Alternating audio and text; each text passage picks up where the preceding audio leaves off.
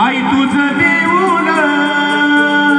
मला खास करून सांगावंसं वाटतं भारूबाई, या ठिकाणी शीतला सप्तमी सुद्धा आहे आणि या ठिकाणी ह्या सर्वांची लाडकी देवी शीतला माता आहे आणि शीतला माता आणि गवळीवाडा हे खूप चांगलं नातं आहे आणि म्हणून एक गीत, या गवळीवाड्याची शान आई तुझं देऊन.